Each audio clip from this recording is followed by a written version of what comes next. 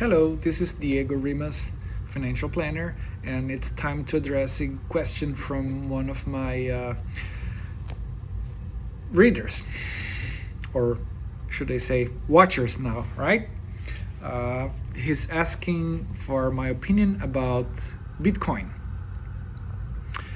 and crypto in general, not from the perspective of is he going to make an investment now, but on the aspects of fundamentals. What's there? Well, first of all, a Bitcoin is a type of thing that was created on crypto, which means it's an encrypted technology. It just means it's software that is secure. Pretty much that's what it is, which lends it some level of reassurance. Now, is it a currency? No, it's not.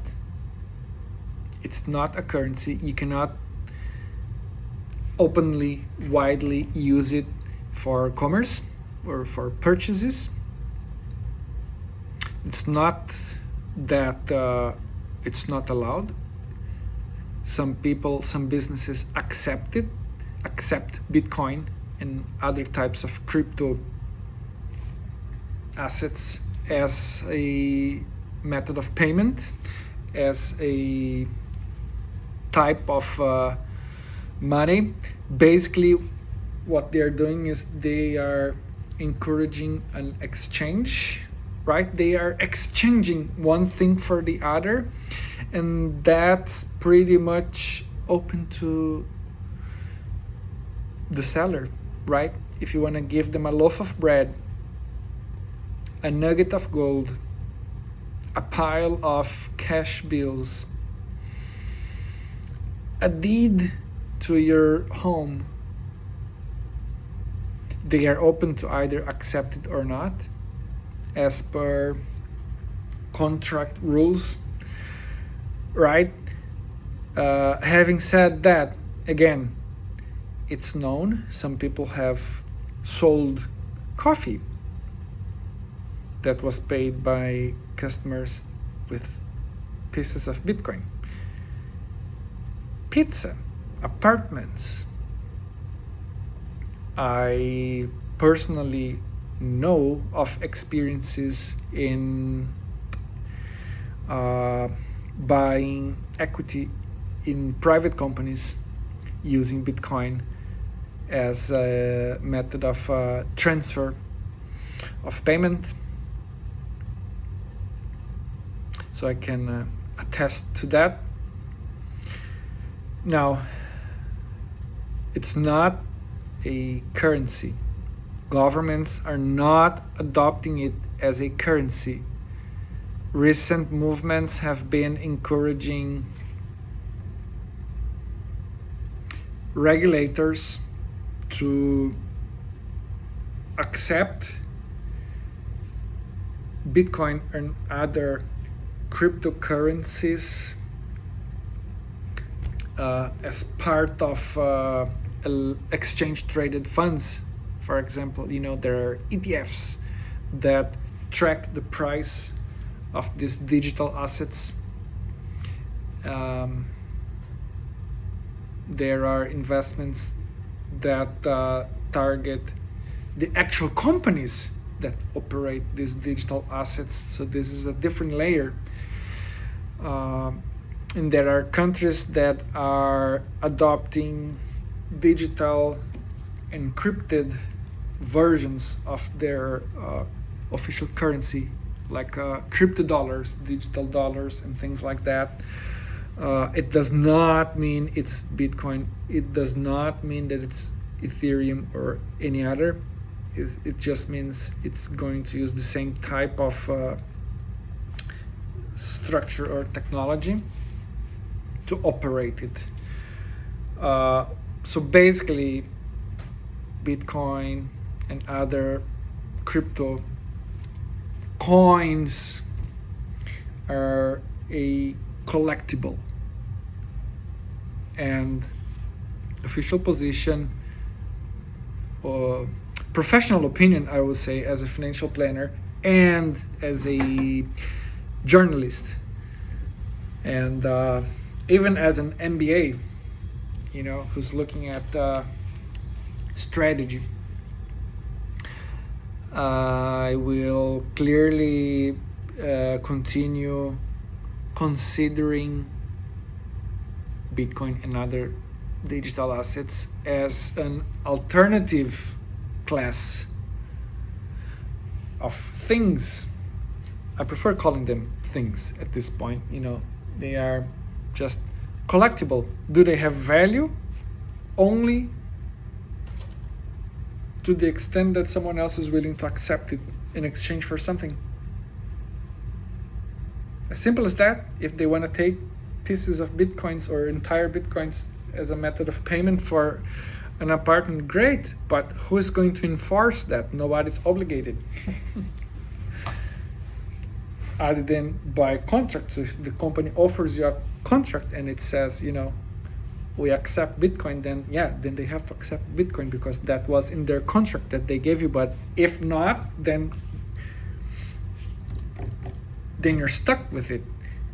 Do you know that in history, people used fine art or like paintings as a form of portable wealth?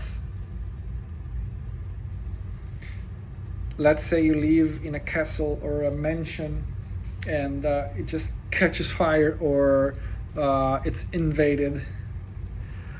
Can you transport a lot of gold or diamonds on you?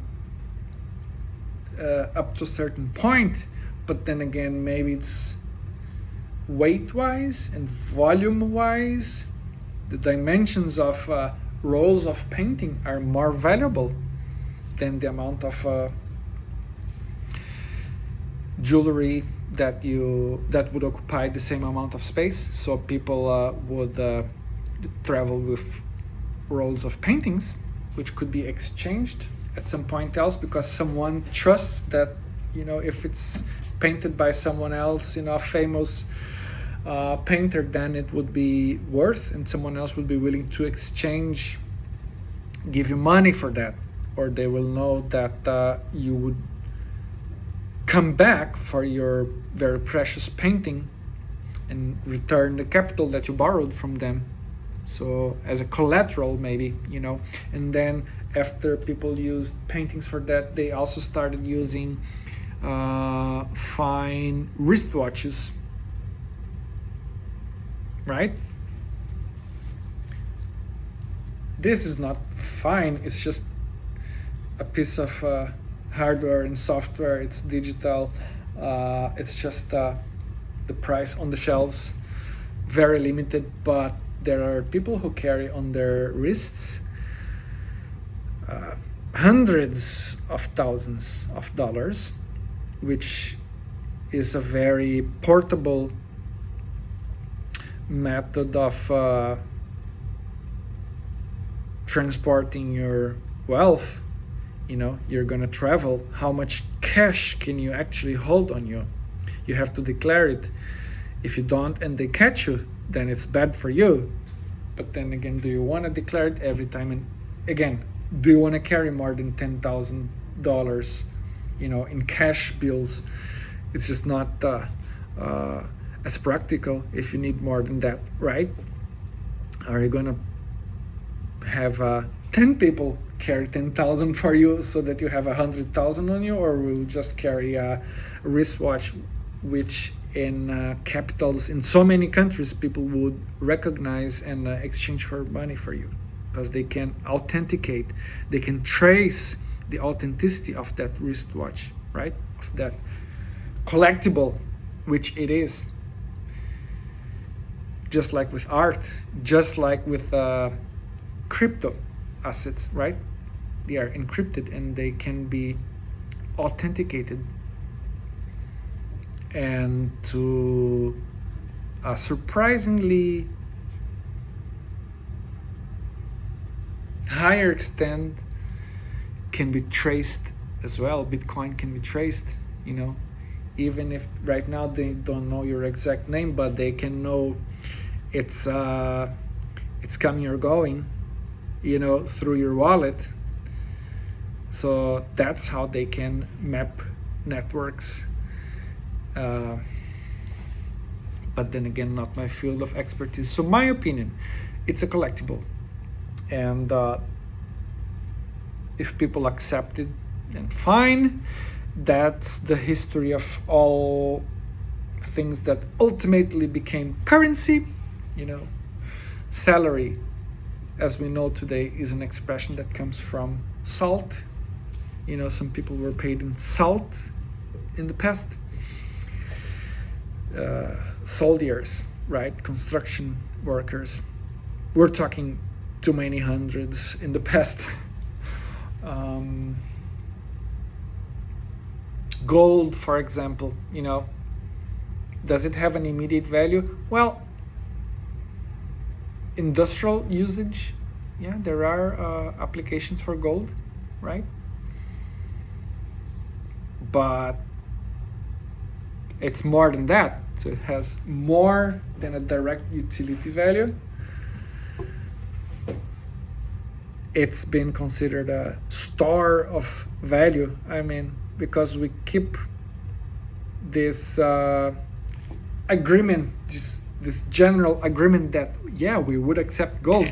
Everyone would enjoy receiving gold because they know they can keep it without decaying, and someone else could also gladly take it from their hands. It's just harder to transport than a wristwatch or a painting or Bitcoin.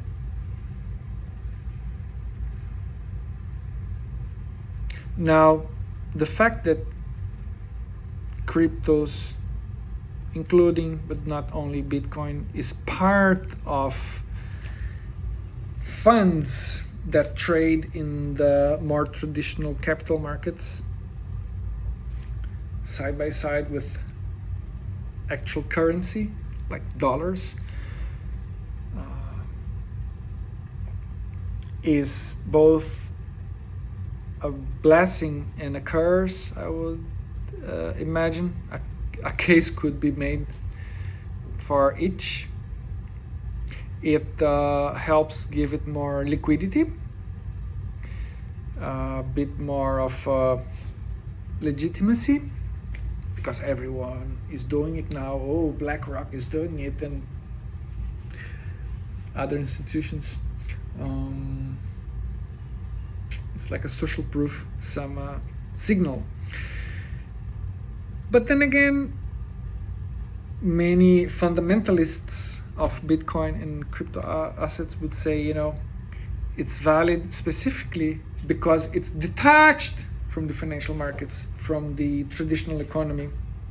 So they say, the dollar or currencies in general, economies in general, are doomed because of currency can just be generated out of a decree, and that decreases the value because now you have more in circulation. The debasement of currencies and balance sheets, and because crypto assets, especially Bitcoin specifically, is supposed to be scarce. There's a limit to how many there can be. By design, they created it to be scarce. That should protect its value because they cannot just make more.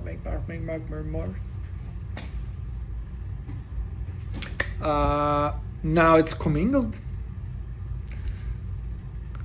So is it lending something good to the traditional economy? Or will it get contaminated by things from the traditional economy and capital markets that it should protect you from? Is it more and more similar now? But more of the good aspects or more of the bad aspects.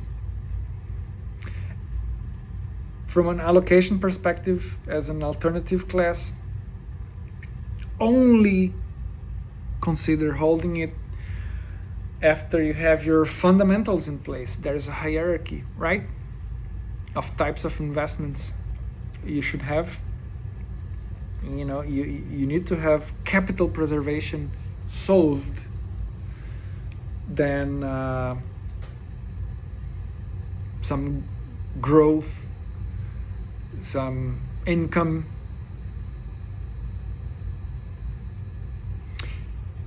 but only what's the minimum risk that you should take in order to provide that expected outcome, either income or growth or preservation. Not more risk than that. So the type of reward you could expect from carrying Bitcoin or any other digital asset, does it justify the extra risk that you're taking? Say what you will, but again, it's still not an actual formal official currency. Not everyone would take it. Can you pay your bill with that? Your tax bill, your electricity bill, your gas bill, your phone bill, your tuition, your rent, your grocery. I cannot. And I am currently not holding it.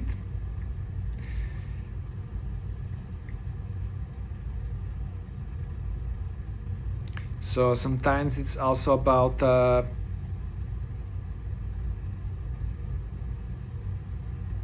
your personal interest in doing different things, you know, from the perspective of intraday trading or short-term trading, where it's only about price.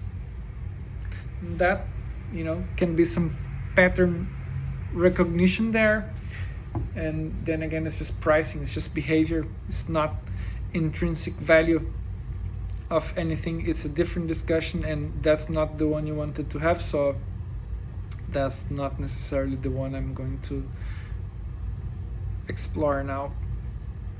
But yeah, it's fundamentally not too different from an official currency or a proper regulated and conventional capital market investment. But at the same time, some differences that still persist are very sticky and very meaningful, in my opinion. So you didn't want to hold too much of it.